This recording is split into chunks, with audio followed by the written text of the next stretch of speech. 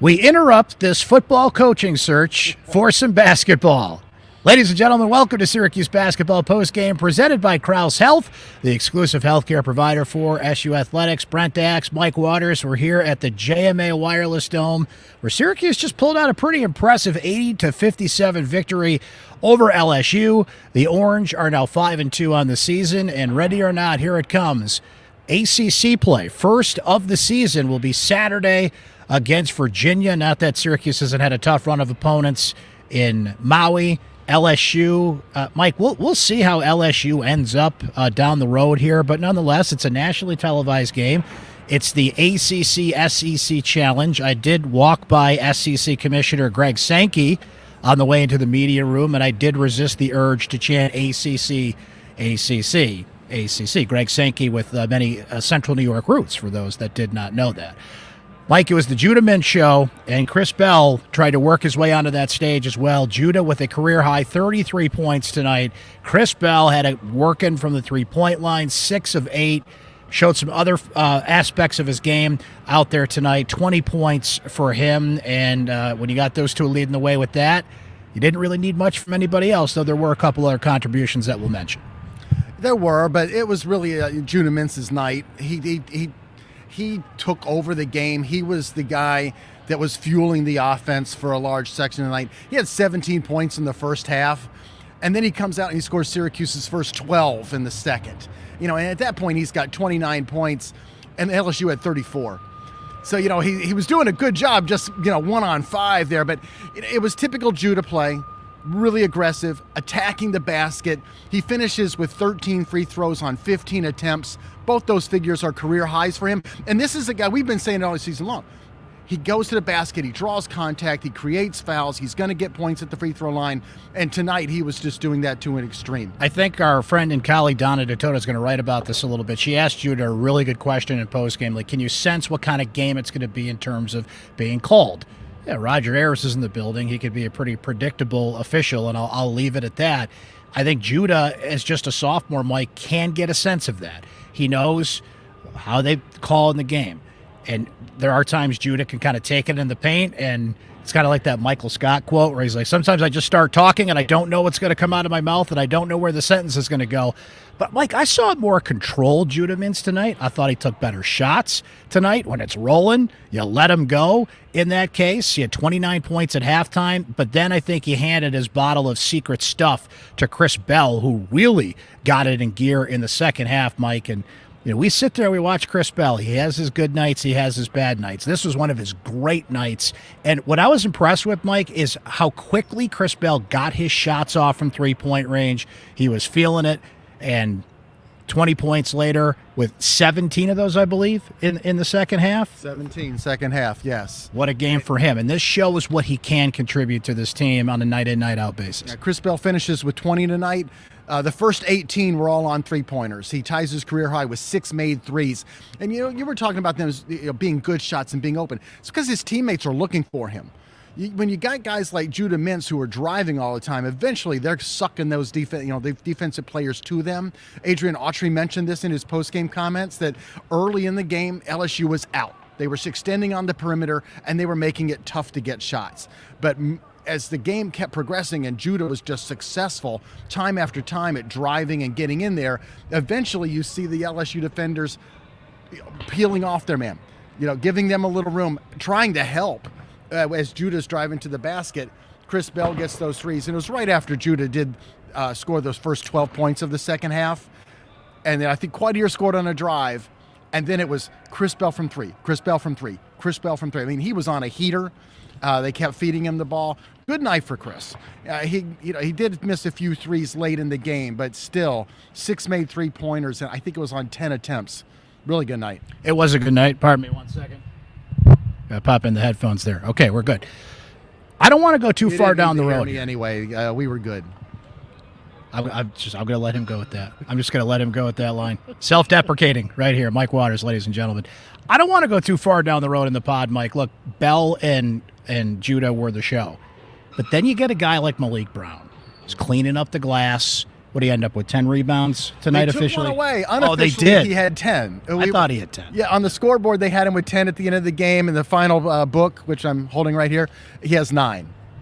Which Either I really way. hate it because we all love nice round numbers, right? Exactly. Yeah. But either way, he was so instrumental because you look up in the first half, and here's another case where Syracuse kind of had to find its way in the first half before dominating in the second half. LSU at one point is up 25-14 in the rebounds, 13-4 on offensive glass. Malik Brown slowly but surely kind of turned that number around. Syracuse really got it going on the boards, and man, 2 of 22. That was LSU's mark from three-point range tonight. Mike, how much of that was just LSU couldn't get it going, and how much of that was Syracuse really focusing on their defense and harassing them into that bad shooting number? I thought Syracuse played good defense. I don't know if it was force your opponent into 2 of 22 shooting from three-point range defense. I mean, LSU did miss some open shots.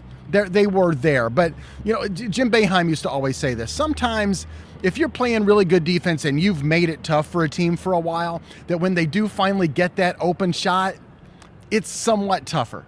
You know, because they know that at this point in the game, they're 1 for 8 or 1 for 9. It's been tough. They get an open look. They're not in rhythm. And so you still miss. You mentioned Malik Brown, Adrian Autry, something else he said about Malik Brown. I love this. Malik Brown doing Malik Brown things. Yes. Doing the dirty work. You know, I think he finishes with 7 points. We know he's not really a big offensive threat guy. He lives off of the assists and the help of his teammates. He knows where to be around the basket. He catches the pass. He gets the dunk. But those rebounds you talked about were big. He's so active with his hands on defense. I don't know if he got a rebound every single time, but there were a few times where he just kept a ball alive coming off the offensive boards. He would tip it out. There was one time where he saved one from going out of bounds. Just really good hustle plays. He's just so active. He plays with a lot of energy. I liked a couple of quotes from Autry tonight. He did call this the best game of the year from his perspective, and I think it's hard to argue against that. When he described Chris Bell, ball finds energy. I like that. I'd never heard that one. That made me smile. That was a good one. Autry really emphasizing defense and rebounding. He said the team kind of hated him when they got back from Hawaii, and that was a big question, Mike. You go to Hawaii for 3 days. It's a long flight. You played 2 intense games. Chaminade kind of gave you a break in that last game in Hawaii, but you just never know how you recover from jet lag. Well, Autry, after a day off when they got back, had him in the gym. Judah Mintz mentioned they practiced 5 times in 3 days, 6:30 in the morning. You're just trying to get back on Eastern time as much as you possibly can, and no sign of jet lag out there tonight. This team was ready. They were intense, and probably one of their better defensive and rebounding efforts of the year, as Autry wanted to see. Mike, want to get some thoughts in from our Syracuse Sports Insiders, and I'm going to pop it on the screen here for our friends that are not Syracuse Sports Insiders. Why not? Don't you want to text me anytime you want? Get insider access. When we broke the news that Syracuse was finalizing a contract for Fran Brown to be the new head coach, the Syracuse football Orange. You know who heard that first, Mike? The people that follow you on your texts. Syracuse Sports Insiders. They heard it first, folks. 315-847-3895. Try it free for 2 weeks. It's just $3.99 a month. After that, it's a latte, man. I'm worth a latte, right? Skip a latte one day so you have all the insider access that you get being a Syracuse Sports Insider. So, Mike, a few texts from our friends on the text line. Sam says, I know you're going to ask post-game feelings after this one, and I'm just going to give mine right now. Judah Mintz is out of this world. Rick G says, I wish I was in the Dome tonight. They look great so far. Playing together better than I've seen them play. Go Orange. Now, Rick, you wish you were in the Dome. I don't think you wish to come with Mike and I and clean off the probably 7 or 8 inches of snow that's out there on the car. First big snowstorm of the year in Syracuse. Happy everybody forgot how to drive in the snow day, ladies and gentlemen. Yeah, a lot of fun. I was on a radio station this afternoon, a radio station in Baton Rouge, and they couldn't get over the fact that the high today was 30 degrees. And I'm like, 30 degrees is good. At 30 degrees on winter, the sun was out early this afternoon. There's a little snow, no big deal. Guys, it's not the temperature. It's the precipitation out there. Gary says, Brent, my love-hate relationship with Chris Bell is a borderline unhealthy. He never gets back on defense. He doesn't rebound. And every 10-3, he takes an air ball. But when a stroke is on, it's as delicious as Thanksgiving pumpkin pie. Kyle says, how can Coach get JJ going offensively? And Mike, Autry said that. He's like, look, you're just not going to have 30 good games a season. When Judah's got it going, Chris Bell eventually, there's just going to be nights when JJ has to lay out a little bit. That being said, I think it's a fair observation to say, what is JJ's role offensively? He's not really getting it going from the outside. He's kind of trying to find himself out there. We've seen it, how quick he can get to the basket. I just think it was a bad night, and when Judah's rolling like that, you just let him roll. It was a really rough night for JJ. There's no doubt about that. He struggled to score. He missed all of his shots. He 0 of 6 from the field. He's struggled all year long from three. Coming into today's game, he was 1 of 16 from three-point range. I don't know what he went tonight. I know he didn't make one. So he's still 1 for whatever. When Judah is going well, he's ball dominant. Ball's going to be in his hands. And when he drives, what's the best thing he does? Well, he can either dish to Malik or Naheem, who are inside, to finish something up, or he's looking to dish to a shooter. That's Justin or Chris. Dishing to JJ when JJ is struggling from three-point range doesn't help JJ a lot. So JJ is going to be similar to Judah. He needs to drive to the basket too. He's not finishing quite as well as Judah right now, but I think that can come because he's a big, strong guard. We know he can do it. This was a bad night, but you know what? He could turn around and have a really good night against Virginia on Saturday. We'll see. A couple more from our friends on the Syracuse Sports Insider line. Brent, Jeff from Twitter, very happy the team found some other options in the second half, but hoping these slow starts by every other player not named Judah don't become a trend. Syracuse escaped an even more offensively challenged team tonight, but I could see finding ourselves in a big hole against somebody else. P.S. What's with Taylor lately? Ice cold shot, and I fear it's leading to reckless passing. Hope he gets it right soon. Yeah, it's funny, Mike, because early in the game, Justin Taylor had a really sharp pop and stop three, and I even turned to you. I was like, "Whoa, that was a very confident shot." I think I hexed him in that case because, yeah, it didn't flow after that. He had 2 real big struggles in Hawaii, recovered against Chaminade. So I think he's starting to get some more defensive attention, just trying to find a shot, trying to find his way out there. Maybe a little bit. But, I just checked the box. He was 2 of 5 from three-point range. You'll take that. Yeah, no, you want him to be that perimeter shooter. Now, he's not quite there with some of his mid-range shots. And it's tough right now. Remember, he's playing power forward right now. And so he's got a bigger guy. Yeah, he's got bigger guys guarding him. I mean, today the guy guarding him was 6'10". So it kind of stands to reason that when he's in the mid-range and closer, he was going to have a tougher time tonight. But doing the job that he's going to be normally assigned to do is make threes. 2 for 5 is good. That's 40%. I'll also cut Justin a little bit.